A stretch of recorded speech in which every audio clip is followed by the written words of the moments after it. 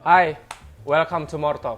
Balik lagi bersama gua Arif, host yang gak terkenal amat, tapi pengen terkenal tapi susah. Ya, edisi kali ini kita kedatangan tamu seorang bapak-bapak skena di wilayah Jakarta, Bandung, dan senasional. Langsung sambut aja ini ya, Narpati Awangga aka Om Leo berkaraoke. Halo. Madi, apa kabar? Halo Om, apa kabar? Terbaik selalu. Aduh, thank you banget nih udah datang. Sama-sama udah ngundang Om Leo. Ini More Talk tuh More Talk. Episode kedua sih sebenarnya. Yes. Episode kedua yang kita lagi kembangin juga sih. Dan lu deg-degan banget nih ya gue ngobrol sama lu ya. Deg-degan banget, aduh. So deg-degan ya. Ya, Minum dulu ya. Oke. Teh manis. Dari Royal Brew House.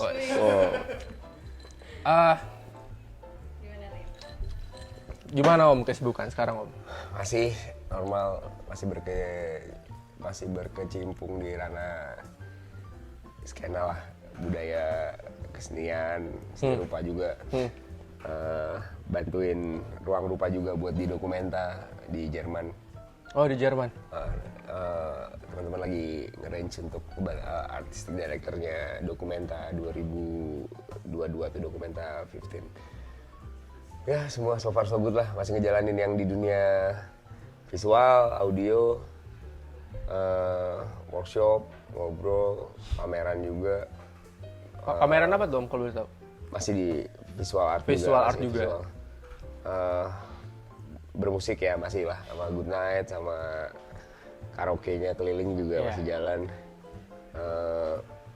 Dan ya beberapa project sama teman-teman juga, bantuin Vindes juga dia lagi bikin ngaco-ngacoan lah di Vindes. Ngaco-ngacoan tuh gimana? Ngaco-ngaco tapi wah kenceng banget tuh kayaknya tuh. Tapi nggak tahu juga sih gue sampai detik ini juga nggak tahu jabatan gue di Vindes tuh ngapain itu. Pokoknya harus datang aja. Pokoknya harus datang. Meskipun ada tagline Om Leo out ya. Iya tagline. Jadi tugas gue di Vindes tuh kayaknya buat ngehibur mereka berdua doang jadi. Tim Hore mereka ngehibur kalian, gue ngehibur si dua orang itu tuh. Kalau untuk Good Night sendiri? Masih lagi proses bikin albumnya. Kemarin tuh kalau nggak salah baru rilis single juga ya? Baru rilis single dia tuh yang klub remaja plastik tuh. Lagi bikin satu aktivasi buat Good Night-nya juga gitu. Dalam artian selama pandemi kemarin kan teman-teman akhirnya berinisiatif untuk kebetulan banget ngerilis album erotika. Ngerilis single erotika. Single kan itu erotika. Erotika juga kemudian minus dopamin tuh. Persis beberapa hari sebelum akhirnya ada PPKM dan pandemi berlangsung selama 2 tahun. Jadi segala macam aktivitas yang dilakukan sama Good Night waktu itu ya terbatas di dunia di digital ya, aktivasi di dunia maya lah. Kita semua tahu bahwa nggak memungkinkan saat itu untuk melakukan interaksi fisik gitu. Jadi pada bikin online semua. Tapi ngerasa ada kendala nggak pas proses pembuatan si Good Night? Kalau kendala enggak, sebenarnya enggak. Yang paling bermasalah adalah mentalnya aja. Mental isu teman-teman yang biasa ketemu fisik gitu, ketemu orang, ngobrol, ngelihat langsung penonton, berinteraksi langsung secara fisik sama penonton, tiba-tiba harus dibatasin dengan metode yang baru kemarin ya. Namun semoga berangsur-angsur udah berubah lah, udah pulih semuanya. Ngebuat kita jadi sadar lagi bahwa anjir dunia tuh bisa terjadi apapun ya sama dunia ini. Besok bisa jadi ada gempa, ada tsunami, ada kebakaran, ada pandemi, ada apa segala macam, dan kita mau nggak mau harus berjalan bareng sama kondisi-kondisi itu. Dan akhirnya itu jadi habit juga kan? Buat si kru dan lain-lain. Iya, gitu. Jadi sadar bahwa kita nggak pernah bisa berharap bahwa dunia bakal berjalan seperti apa yang kita mau gitu. Wah sih kan. Ngeri banget. Gitu. Belum apa-apa ya. Tapi emang secara fungsional teman-teman skena, teman-teman kreatif gitu ya. Gue ngelihatnya bahwa mereka harusnya selalu punya insting untuk ngerespon dunia kan. Dunia lagi ngapain sih? Gue akan ngerespon itu gitu misalnya. gue akan selalu mempertanyakan dunia gitu kan. Teman-teman kreatif atau teman-teman skena ya. Kita belum dapat sih sebenarnya kata-katanya. Sebenarnya apa sih teman-teman ini? Lebih cenderung gue bilangnya sih subculture ya. Subculture dalam artian ada kultur utama di bumi Nusantara ini misalnya. Kultur tradisi, kultur budaya, kultur musik, segala macam yang udah sangat besar. Dan kemudian kita ngambil satu sub channel ya. Satu sub channel dari kultur itu. Ya namanya teman-teman subkultur ini yang bikin party, bikin coffee shop gitu. Warung kopi udah ada dari dulu. Lu kalau ngeliat di seluruh Indonesia ada warung kopi. Warung gitu. kopi ada. Namun kita punya pola subnya, punya sub kopi itu nggak cuma melulu harus dihidangkan dengan cara yang sangat sempit ya itu. Kita bikin yang lebih elegan dan segala macam. Kita ada di bawah satu level dari kultur yang ada tadi. Bahkan ada istilah lebih baik kopi giling daripada kopi gunting. Asik. Kopi gunting. Masuk. Makanya ini kopi enak nih dari Cibadak House nih. Cibadak House, thank you banget loh. Gila House, thank you. Enak banget enak asli. Banget ini, enak banget. Digiling loh ini kopinya. Ya, proses alami. 11 12 sama tuku lah. Iya, tuku. Tuku tuh tuku tuh enak. Gila enak banget. Tuku enak. Tapi ini lebih enak lagi kayaknya. Tuku enak. Terus ngasih gue duit soalnya. Curhat banget nih kayaknya nih. Ini gratis dia, gue beli mulu kalau gitu. Terus cara lu merespon pandemi kemarin sampai hari ini sebagai Om Leo gitu yang mungkin udah kebentuk sebagai bapak-bapak skena yang membentuk musik. Perbedaan utama sama teman-teman kreatif ya di dunia yang tadi gue bilang yang berantakan tadi. Kita selalu bisa ngambil solusi. Di dalam segala macam kondisi. Teman-teman kreatif itu selalu bisa ngambil kans ya, beragam kemungkinan yang bisa dilakukan berdasarkan skill yang dia punya. Yang bermasalah itu jelas-jelas teman-teman yang secara mainstream yang ada di jalur utama itu melakukan sebuah kebiasaan yang sudah sangat formatif gitu. Berangkat jam 6 pagi ke kantor. Pulang jam 5, udah itu kemudian istirahat, nonton sinetron, tidur, besoknya bangun lagi pagi, pola itu kan tiba-tiba hancur. Nggak ada lagi di dunia ini kemarin kesempatan untuk melakukan pola yang formatif tadi. Nah teman-teman yang kreatif, selama ini kan nggak pernah melakukan pola-pola itu, ya selalu seenaknya ngelakuin ya kayak begadang. Benar. Ya gue nggak yakin Pemda begadang gitu. Gue pegawai Pemda begadang, kalau nggak ya nggak bisa masuk kantor pagi dia. Nonton bola pun kesempatannya sangat ya bisa jadi dia ngantuk nanti di kantor gitu. Kalau teman-teman kreatif kan nggak seperti itu. Ketika dikasih hal yang buruk sekalipun sama dunia gitu ya, teman-teman kreatif pasti punya solusi. Entah jadi driver online, entah besoknya bikin aku jual makanan lah. Waduh gila gue nggak ada kerjaan nih, job offline gue udah nggak ada semua nih misalnya. Dia akan segera beralih fungsi kepada hal yang sangat lekat sama dia. Dan selalu punya solusi, walaupun kita akan mempertanyakan efektivitasnya dalam artian secara ekonomi gimana lo bikin kayak gitu laku apa enggak, sukses atau enggak. Tapi itu udah nggak masalah lagi buat teman-teman kreatif kalau gue pikir, karena beberapa orang yang ada di dunia formal atau dunia formatif, ya dunia formal lah ya, itu pasti ketika ngedapetin kondisi kayak gini bakal bingung, bakal gelagapan gitu, karena dia udah ngelakuin sebuah rutinitas yang selama ini dilakukan kesehariannya tuh ya bener-bener nggak memungkinkan dia untuk berpikir kreatif. Ya cuma di situ aja sih bedanya. Sampai akhirnya semua orang pada berjualan, terus bingung juga nih siapa yang mau beli nih. Siapa yang mau beli kalau semuanya jualan gitu. Tapi kan nggak, yang penting mereka tahu caranya melakukan itu. Kadang-kadang orang lupa sih, eksekusi itu nggak melulu membutuhkan hasil gitu. Eksekusi itu ya eksekusi aja, lakuin aja apa yang lu bisa gitu. Maksudnya, gue bisa masak nih, masak aja gitu. Nggak peduli laku atau enggak, sukses atau enggak, untung atau enggak, rugi atau untung, itu udah nggak peduli. Itu udah bukan eksekusi dulu kan.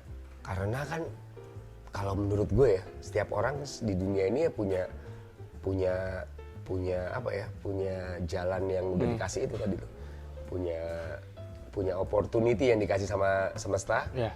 Dengan masing-masing keunikannya gitu, gift yang masing-masing. Satu band gitu, ada yang bisa nyanyi, ada yang bisa main gitar, ada yang bisa main bass, ada yang bisa main drum, ada yang bisa main piano atau keyboard.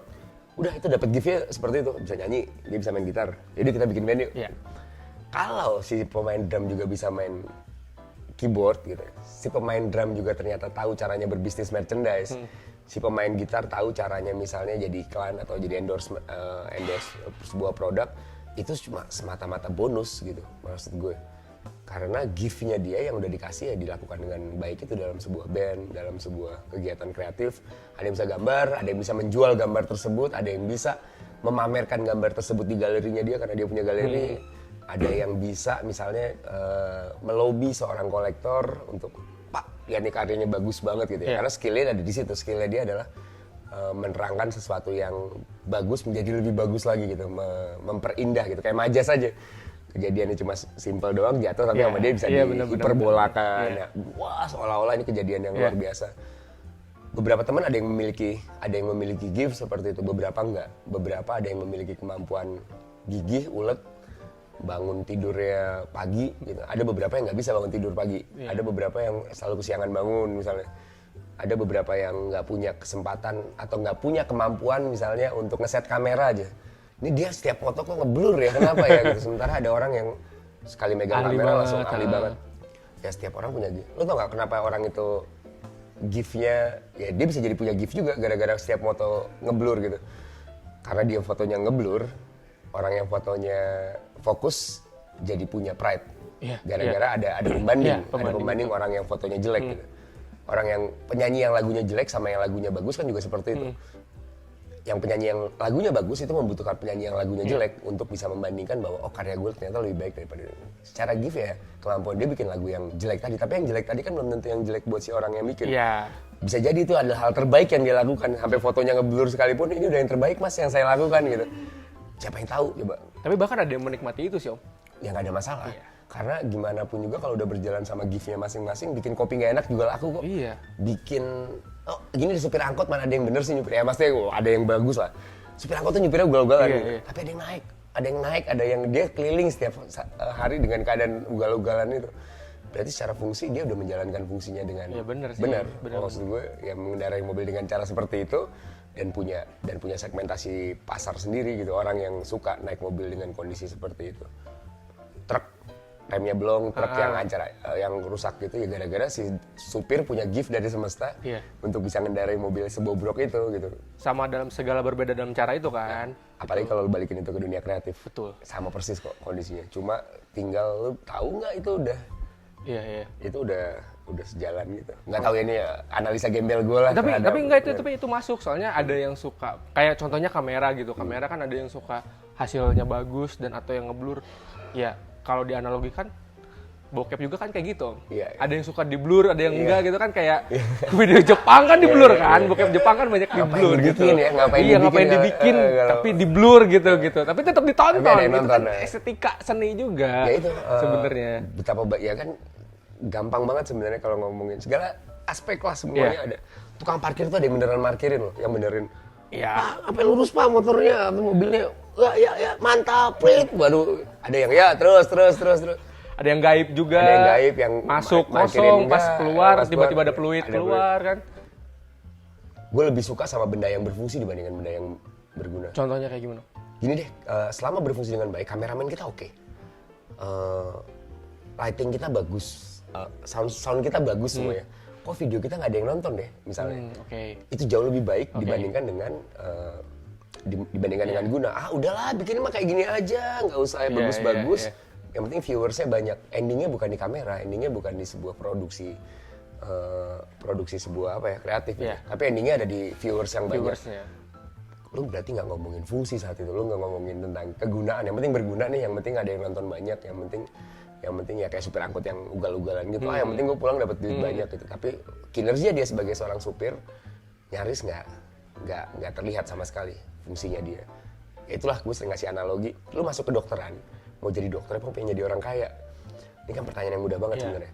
Kalau pengen jadi orang kaya, lu rela ngeluarin uang 500 juta buat masuk ke dokteran agar gue bisa ngedapetin uang itu balik. Karena kalau jadi dokter, gue bakal bisa ngedapetin 2 miliar, 3 miliar. Dibandingkan dengan gue rela ngeluarin uang 500 juta agar gue bisa nolongin semua orang sembuh dari penyakitnya. Di saat itulah kita tahu persis mana yang berfungsi, mana yang berguna gitu. Maksudnya, kalau yang endingnya sebagai uang, dalam artian gue pengen ngedapetin uang miliaran dari kinerja kedokteran, saat itu dia bukan menjadi dokter sebenarnya, dia menjadi pebisnis. Oh, dengan cara menjadi dokter gue bisa mendapatkan uang banyak. Dia menjadi seorang pebisnis yang hebat. Om Leo ini kan sekarang udah punya titel Om Leo berkaraoke gitu ya. Dari prosesnya itu yang gue tahu sempat nulis buku. Disconnect ya kalau misalnya. Disconnect. Terus sebelum di Good Night tuh karaoke dulu apa ke Good Night dulu Om? Karaoke itu dari tahun 2003 kalau nggak salah. Kenapa tuh bisa ngambil jalur itu dan membentuk dulu, skena? Dulu gue seneng nyanyi aja, seneng nyanyi gitu. Okay. Hobi gue kan nyanyi dari kecil. Nyanyi yang nggak bagus ya, bukan. Itu nyanyinya keliling-keliling atau? Kagak, nyanyi di depan. Ya nyanyi aja berdendang kalau misalnya dengerin lagu, nyetel lagu, nyanyi gitu. Seneng kan, membayangkan diri gue menjadi seorang vokalis itu kan. Ada orang yang seperti itu gitu, ada yang main gitar, ada yang main drum. Gini lu denger lagu, ada beberapa temen yang ada yang gini. Iya, kayak ada yang ngikutin membayang-bayangkan gitu ya. Ada yang nyanyi. Nah, gue yang nyanyi ya. Gue tipikal orang yang kalau dengerin lagu, gue akan nyanyi. Bukan karena ya gue nggak bisa main drum gitu. Tapi di Good Night-nya sendiri jadi apa itu? Ini beda lagi nih kondisinya. Good Night itu sebenarnya sebuah project. Sebuah project. Dia bukan sebuah music base gitu. Ini musik base yang dieksekusi menjadi project. No, ini project yang dieksekusi menjadi sebuah musik. Jadi di saat itu kondisi kita ya benar-benar dalam pola performatif. Gue seumur hidup baru nyentuh synthesizer ketika gue ada di panggungnya Good Night. Jadi sebelumnya gue juga nggak tahu synthesizer cara mainnya gimana, keyboard itu mencetnya gimana. Gue cuma tahu ini do re mi fa sol la si do. Kalau do mi sol dipencet jadinya nada mayor gitu misalnya. Kalau ada yang minor satu berarti ada yang digeser harusnya 135 jadi 1 2 gitu misalnya 1 2 5 gitu misalnya itu jadinya minor atau dan segala macam. Tapi selama ngelakuin itu nggak ada satupun orientasi bermusik sebenarnya. Itu performatif, itu seru-seruan. Jadi cuman selingan aja gitu ya si Good Night tuh? Bukan selingan juga, sebenarnya selingan yang tiba-tiba jadi ada gunanya gitu. Iya. Tapi orientasi awalnya memang seneng-seneng aja, proyek seru-seruan. Wah, ngaco-ngaco nih, wah bikin musik yuk. Batman bikin musik, musiknya juga ngaco banget sih. Ya dia harus proper ketika harus dibawa ke produser aja. Kalau enggak ya bikinnya cuma di software komputer aja gitu maksudnya. Tapi kan pada akhirnya jadi Om, dan besar lah gitu. Nah itu gimana tuh dengan proses itu? Barulah kita berbicara tentang hal yang X tadi ya, faktor X. Jadi ketika ada hitam dan putih, ada yang abu-abu nih. Yang abu-abu tuh salah satunya ya keberuntungan. Mukanya ganteng gitu. Misalnya mukanya ganteng, kaya dari lahir. Itu kan faktor X semua. Nggak pernah bisa dibangun benda-benda itu. Ada juga yang larinya cepat. Ketika dia larinya cepat ya jadi lari cepat dia. Ada yang kalau nembak bola ngesut basket masuk. Ada yang langsung masuk. Itu spesifik. Ada gift tambahan gitu. Nah giftnya tambahan dari yang lu bilang tadi ya tiba-tiba ternyata musiknya bisa diterima sama khalayak banyak. Yang cukup mengagetkan, cukup tiba-tiba jadi, kok bisa ya? Musik ini jadi terkenal, jadi orang banyak yang bisa mengapresiasi. Padahal nggak pernah ada komitmen ke sana di awal. Bahkan Batman sendiri selalu bilang kan Batman yang bikin semua ya musiknya. Gue waktu itu cuma diajak manggung biar panggung rame. Karena kalau cuma Batman sama Rebecca doang waktu itu masih zamannya Batman sama Rebecca di atas panggung ya cuma berdua, panggungnya gede banget. Dia cuma berdua nggak ngapa-ngapain. Kayak MC gitu kayak dan nggak ngapa-ngapain juga joget-joget. Waduh nggak bisa nih. Ini harus perform nih, kita harus tampil.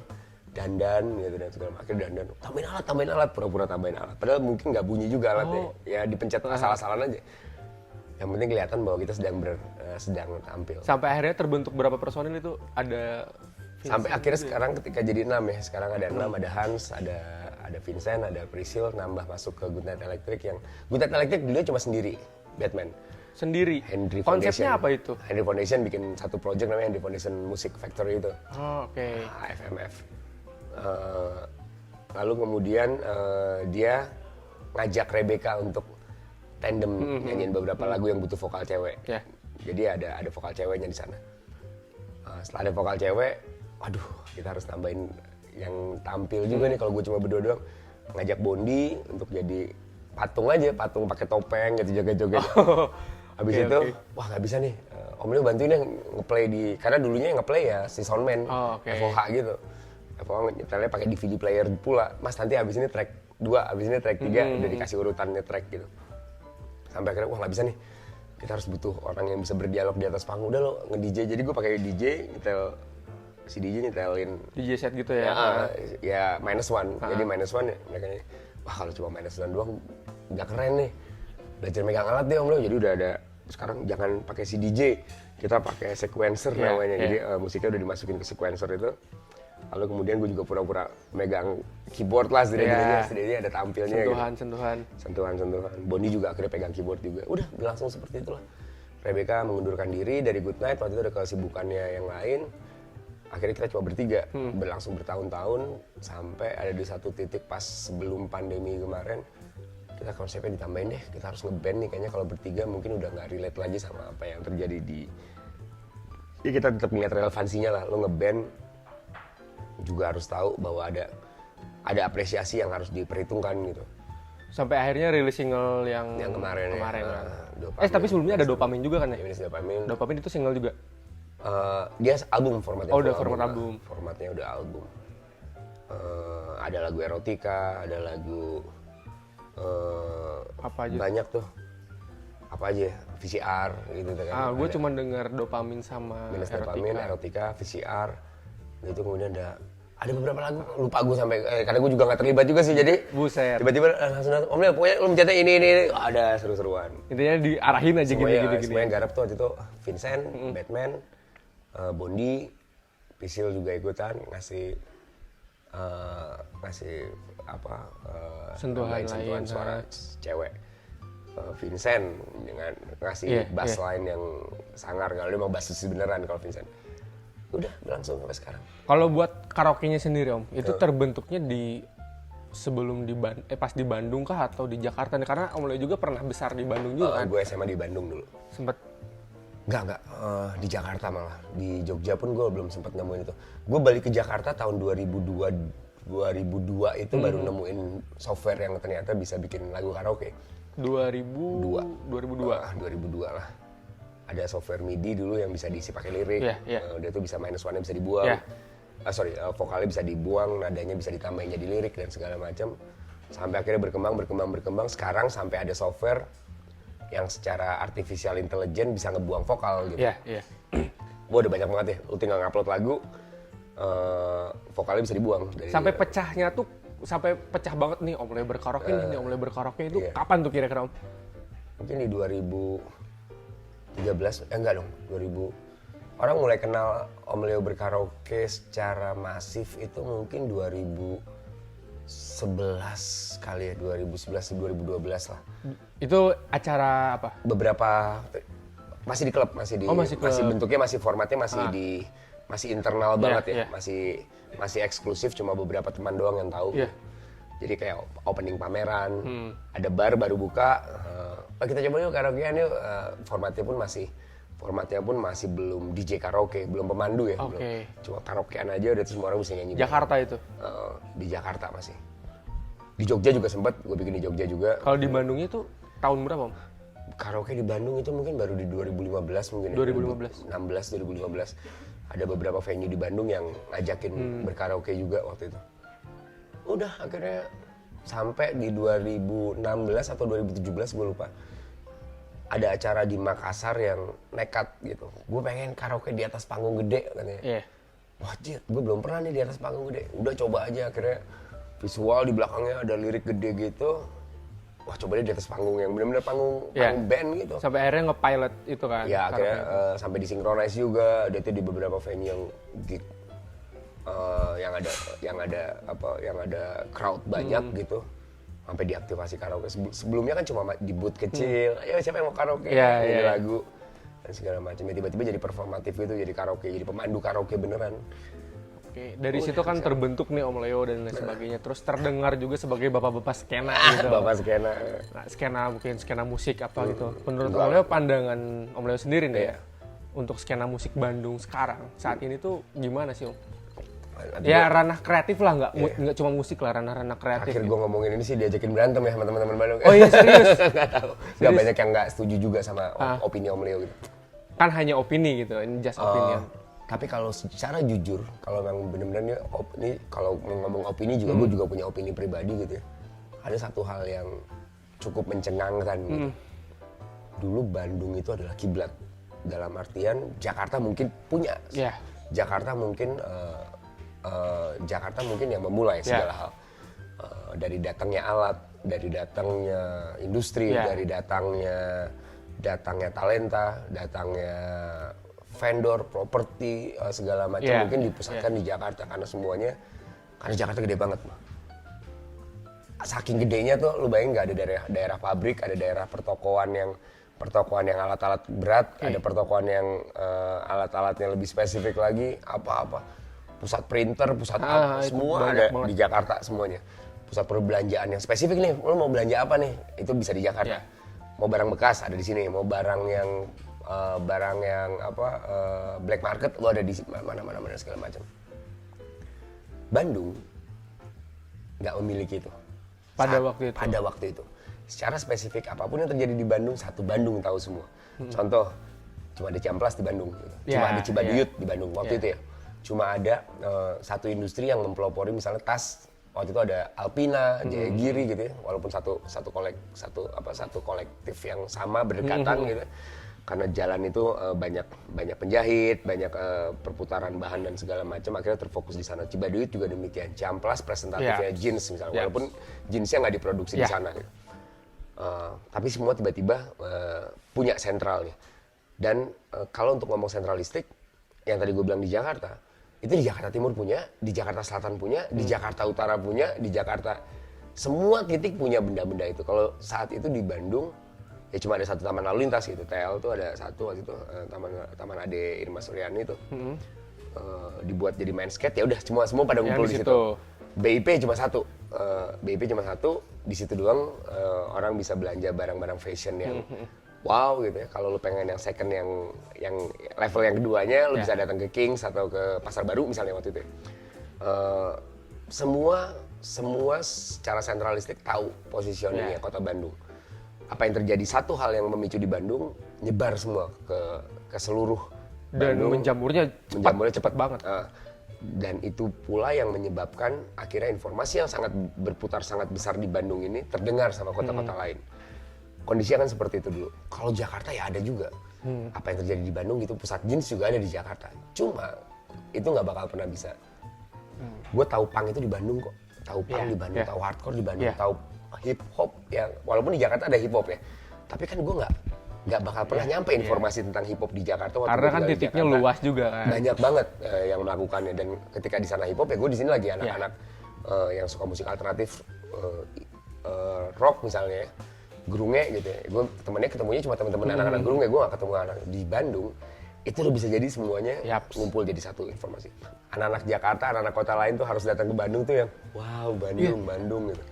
Bandung punya cewek kece misalnya yang nggak dimilikin sama Jakarta. Banyak cewek kece, cuma nggak ada di pinggir jalan. Di Bandung lu di pinggir jalan lewat dikit ada cewek kece saat itu. Gue tahu nih. Tapi intinya lu harus mencari tempat-tempat tertentu di Jakarta untuk mendapatkan cewek kece. Di Bandung lu keluar ya maksud gue Bandung kan kecil itu ya. Lu tinggal ke Dago aja udah beres dapetin semua fenomena yang ada di Bandung. Prambors gue inget banget, Obi Fan itu cuma ada di Bandung saat itu. Os dan Ardan bikin satu pola siaran keliling yang lebih keren dibandingkan apa yang terjadi di Jakarta. Prambors bisa ngelakuin itu, cuma nggak pernah bisa menjadi gaung skala nasional. Semua bilangnya Bandung. Orang bikin baju aja ke Bandung. Banyak banget. Orang Malaysia saat itu kalau pengen belanja ya ke Bandung untuk beli bahan, baju, t-shirt segala macam. Malaysia punya lagi. Cuma nggak pernah bisa mengalahkan pola marketing, pola distribusi, pola keren ya, trendicity-nya ya, trendisitas yang terjadi di Bandung itu luar biasa saat itu. Balik lagi ke pertanyaan lo tentang Bandung, gue cuma bisa bilang tiba-tiba hal itu hilang. Hal itu hilang. Gue dikomplain karena si lu nggak tahu aja Om Leo, ada lagi band masih banyak lagi di Bandung, tapi nggak ada yang menjadikan patron. Jangan patron dong ngomongnya. Jangan bilang bahwa ini ada di skala nasional dong.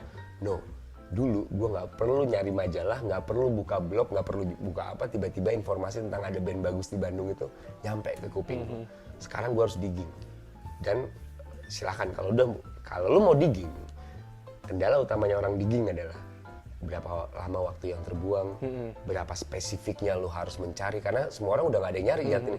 Semua orang udah istilahnya di feed ya, dikasih makan, disuapin sama sosial media.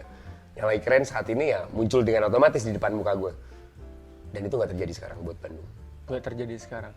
Ya maaf ya, line up Jakarta yang sangat besar misalnya sekelas WTF, sekelas Synchronize, semua highlight semua adanya di Jakarta gitu. Band-band Jakarta yang muncul di sana, Bara Suara, Danila, Jason Ranti, ya apapun lah, you name it, semua jauh lebih efektif untuk dilakukan di Jakarta atau untuk muncul dari Jakarta gitu. Gue bukan bilang bahwa ini sesuatu yang kompetitif ya antara Jakarta dan Bandung. Bandung nggak mau ikut kompetisi yang sama. Dulu Bandung nggak perlu berkompetisi, Bandung sendirian aja, tutup pintu, ditutup pintunya, kalau mau datang ya datang ke sini. Tapi ketika di jalan tol dibuka dari Jakarta ke Bandung, yang terjadi malah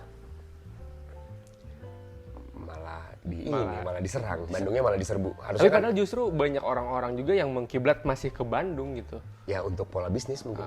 Pola bisnis dalam artian ke Bandung lah lebih enak lah, lebih dingin, lebih adem, lebih banyak tempat wisata. Di Jakarta lu nggak punya tempat wisata kali. Senopati, lu datang ke Senopati mau kemana habis itu coba?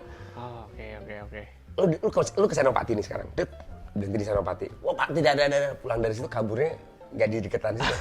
Di Bandung, lu dari Senopati, di mana lah? Selanjana. Saat itu ya. Gue ngebayangin lu tinggal lengos sedikit, nemu Pergedel Bondon misalnya, lengos sedikit lu dapet Tasik Gardu Jati. Disuguhkan dengan itu gitu. Dan semuanya ada di tengah kota. Gitu. Semuanya di daerah sekitar situ, semuanya terfokus di situ, terpusat di situ. Semua menjadi sangat efektif ya saat itu di Bandung. Yang nggak mungkin bisa diefektifkan di Jakarta. Berarti yang lu tahu untuk masalah band dari Bandung yang lu tahu sekarang nih, itu siapa sih Om? Yang paling lu, wah kedengeran nih dari Bandung nih. Kayak salah satunya kan Pure Saturday tadi. Untuk yang sekarang ya, band sekarang. Sorry to say ya. Kalau mau berjuang dari opini gue pribadi, gue bisa bilang nggak ada band Bandung yang bisa nyangkut di gue saat ini. Kalau gue pengen memaksakan diri, gue bisa gitu. Gue bisa suka sama Munir gitu misalnya. Dan Munir udah lama juga. Munir udah lama itu. Bandnya udah lama. Gue bisa secara spesifik misalnya menyukai satu band, ya misalnya Syarikat Idola lah. Syarikat Idola lumayan baru. Misalnya itu fresh band yang tahun 2017-an, 2018-an baru muncul. Dan itu juga tercampur dari beberapa personil. Jadi gue secara spesifik sulit untuk bisa menentukan bahwa band ini bagus banget karena emang benar-benar secara musikalitas bagus. Kalau gue harus memaksakan diri menyukainya, mungkin bisa. Tapi saat dulu yang terjadi, gue nggak digitukan sama Bandung. Bandung ngefit gue waktu itu. Sehingga orang yang ada di Jogja itu tergila-gila sama Bandung tiba-tiba. Anjing, orang Bandung bisa bikin musik kayak gini ya. Padahal ya, keren sih, udah jadi kiblat lain gitu. Maaf, ketika ada karaoke masuk Bandung pun, gue cukup terenyak sih dalam arti, karaoke di Bandung. Bukannya seharusnya karaoke itu muncul di Bandung dan akhirnya ditiru sama anak Jakarta. Tapi kan Bandung nggak punya budaya karaoke saat itu. Mungkin budaya Bandung kabaret, performatif ya. Secara performatif, ngelawak. Gila, bobodoran Bandung edan. Gue sampai sekarang pun belum menemukan kota lain deh dengan pola humor bobodoran seganas apa yang dilakukan misalnya Kang Ibing gitu. Anjing, ini out of the box banget ini lawakannya. Apalagi ketika wayang. Gue bisa berani adu level humor secara nalar, level humornya Asep Sunaria dengan misalnya wayang kulit dari wayang kulit lucu gitu. Tapi untuk dibandingkan apple to apple sama selera humor yang dimiliki sama Asep Sunaria gitu, jauh banget lah. Asep Sunaria bisa ngayal wayang muntah kok misalnya gitu ya. Improve-nya edan banget. Levelnya tuh yang meledak gitu maksudnya. Wah anjret, dia udah bisa. Ya tapi kan itu kan 3 dimensi, wayang kan cuma yang wayang jauh kan. Enggak, maksud gue dia bisa mengeksplor ke satu level yang menjadikan ikonik Bandung itu cepot gitu. Sebelumnya nggak ada cepot mungkin ayahandanya gitu, Abah Sunandar gitu ya, Abah Sunaria tuh waktu dulu mungkin yang nyiptain cepot itu. Tapi lu bayangin itu muncul dari wayang golek. Jadi apa yang gua keluhkan kalau ditanya zamannya berubah, yes, zamannya berubah, polanya berubah, informasi berubah, kecepatan berubah. Kita mungkin bakal bilang bahwa akses juga berubah. Dalam artian dulu mencapai Bandung itu lo harus berjuang 5 jam di puncak atau lewat Purwokerto gitu. Sekarang 2 jam 3 jam nyampe lo Bandung. Bahkan ada kereta cepat juga mau dibangun dan segala macam. Ada travel yang orang udah ke Bandung udah dengan sangat mudah gitu mengakses Bandung. Dan yang terjadi adalah lo nggak stay di Bandung. Lo nyampe, ini kayak gue sekarang, maaf ya ini nggak mungkin terjadi sama gue di 10 tahun yang lalu mungkin. Datang ke Bandung langsung pulang. Ini gue rencana mau pulang malam ini juga dari Bandung. Keren banget. Nggak, maksud gue, dulu nggak bakal terjadi tuh. Dulu pasti gue harus nginep di Bandung. Ya, karena lewat pinggir dulu kan kalau pulang. Gila, ini gue ke Bandung ada effort bro. Dan di Bandung gue udah punya bayangan gue bakal belanja di Cikapundung, beli barang-barang ini. Gue akan ke Kineruku gitu misalnya, akan nongkrong. Udah buka juga tuh Kineruku tuh. Iya, misalnya zaman itu ya. Gue bakal kemana. Gue bakal ke Dago, gue bakal ke Sunario, gue bakal ke Selasar ya. Iya. Gue bakal kemana Lawangwangi, gue bakal lihat pameran, gue bakal ke ITB, gue bakal ke Ini obrolannya serius banget nih, minum dulu om lah. Apa ya? minum dulu. Banyak kan gak nih? Minum dulu, santai dulu. Lu salah juga sih ngajakin om, hobinya ngobrol gitu. Iya. Gua hobinya mendengarkan, makanya nggak gua potong. Tapi yang lu kangen dari Bandung, ada nggak sih? Intimasi. Apa? Intimate. Intimate-nya. Kalau lu datang ke Bandung, lu akan ketemu temen. Temen itu akan ngobrol semalaman, akan ngelawak, akan seseru-seruan. Cabut, kemana nih? Oh, kita nongkrong sini. Ya. Waktu ada Dago 34, tempat minum alkohol di Bandung. Waktu itu ada tempat seperti misalnya Lubel yang buka sampai jam 4 pagi gitu, misalnya, untuk nongkrong, mabuk-mabukan di sana, untuk seru-seruan bareng. Ada beberapa bar yang ada TRL dulu di Bandung, ada banyak lah. Lu naik ke atas ada Cloud9, lu bisa ke Lembang gitu. Gue inget banget datang ke Bandung dulu, cuma pengen makan ketan bakar gitu, ketan bakar di Lembang. Oh, itu ngejar banget sih. Enak. Dan buka baju nggak pakai jaket di Lembang. Saat itu ya kematian buat lu karena dingin banget Lembang. Dingin banget. Sekarang gue pembuktian nih, gue nggak pakai jaket apa-apa di Lembang. Ya, maksud gue kayak kok ada yang hilang ya, dulu dingin gitu. Karena udah banyak bangunan juga mungkin. Di luar itu gue udah nggak mendapatkan kesan dingin lagi sama Bandung misalnya. Gue nggak mendapatkan kesan sunyi gitu. Ya cukup kaget ketika Bandung macet misalnya. Dulu nggak pernah ada, gue naik angkot kemana-mana di Bandung dulu. Karena nggak ada lagi fasilitas-fasilitas seperti itu, beca udah nggak ada di Bandung. Ada mungkin beberapa yang spesifik ya. Kangen gue akhirnya dengan intimasi dengan kota Bandung ya. Intimate-nya. Kita juga nih di Mortok nih ada Disordered nih. Disordered. Asik apa tuh? Disordered-nya tuh, wah gimana nih, ini tiba-tiba juga nih. Saker Mornet yang minta. Disordered-nya apa aja nih? Oh, boleh dong.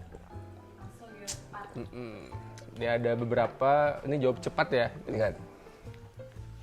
Ada berapa ya? 1, 2, 3, 4, 5, 6, 7, 8, 9, 10, 11, 50. 50. Gak apa-apa. 50. Buat Om Leo, kita Disordered ya. Band atau karaoke? Band. Bandung atau Jakarta?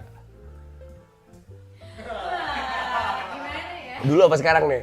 Sekarang dong. Sekarang. Kan, Kalau sekarang Jakarta lah. tapi tidak ada pertempuran di antara kita ya. Ya enggak lah. Gue sayang banget sama Bandung parah. Bini gue orang Bandung tau. Oh iya. Sekarang di Jakarta tapi. Oke. Jakarta. Lanjut lagi. Sneakers atau sandal jepit? Ini jujur banget ya harusnya, sandal jepit gue. Ini apa? Ini apa? Ini sandal jepit juga sih sebenarnya. Sandal jepit yang kebalik.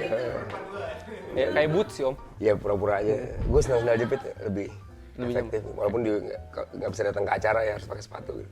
Sandal jepit lah gue. Bisa sih kalau acaranya acara lu sih Om. Iya.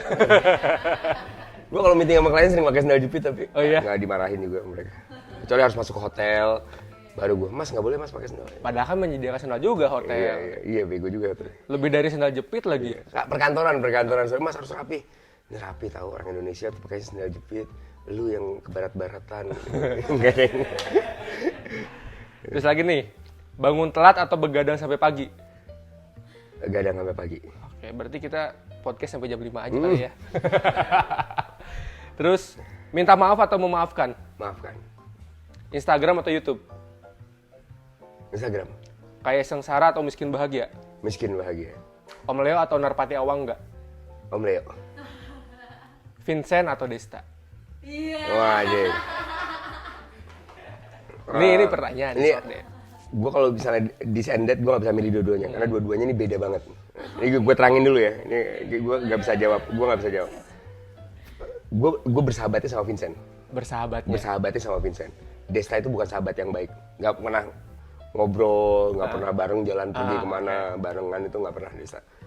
Gue kalau pulang tuh sering nebeng sama Vincent, pulang sering lebih lekat lah, ngobrol segala macam, curhatan. Tapi untuk beberapa kasus spesifik gitu ya, tentang Wise gitu ya, itu munculnya dari Desta. Oh, Wise. Jadi Desta itu yang kadang-kadang ngerti perasaan orang. Vincent tuh mungkin agak terbata untuk mengetahui itu. Kepekaannya agak kurang. Tapi kalau Desta tuh langsung bisa ngeliat, aduh orang ini ada yang nggak ini nih. Gitu. Jadi dua orang ini berbeda sama sekali. Jadi kalau tanya Vincent nanti gue nggak bisa milih dua-duanya. Tapi kalau untuk spesifik, gue bersahabatnya sama siapa? Gue bersahabatnya di awal sama Vincent, bukan sama Desta. Di awalnya. Di awal gue bersahabatnya. Karena mungkin terbentuk dari good night juga ya. Dari tongkrongan. Oh, dari tongkrongan. Desta tuh jarang banget ke Ruru. Vincent tuh hampir setiap acara datang terus. Jadi ya sering ketemu sama Vincent duluan dia mah. Closing statement mungkin Om Leo nih, karena dari proses perjalanan Om Leo sebagai penulis, terus musisi, terus yang membuat skena musik di wilayah Bandung dan Jakarta sampai akhirnya terbentuk Om Leo berkaraoke. Untuk teman-teman More Friends nih, sebenarnya siapa sih Om Leo? Om Leo. Gue udah berhenti sih sebenarnya, berhenti dalam artian udahlah, gue jadi hamba sahaya aja, hamba skena gitu misalnya. Saya butuh bantuan, ngajak ngobrol, sharing, atau misalnya bikin acara, yuk apa yang bisa gue bantu gitu. Gue udah nggak pernah lagi Om Leo tuh udah jadi orang yang udah selesai karirnya. Dalam artian nggak ada lagi hal yang pengen gue capai dalam hidup. Kayaknya dan semuanya udah indah. Gue pengen nambahin sesuatu tapi jadinya mengada-ada gitu. Maksud gue kayak orang kan pengen selalu bikin sesuatu yang baru ya. Tapi saat itu berhenti mungkin di 5 tahun yang lalu gitu ya, gue berpikir, ini kalau gue bikin sesuatu, niatan gue bukan pengen seru-seruan nih.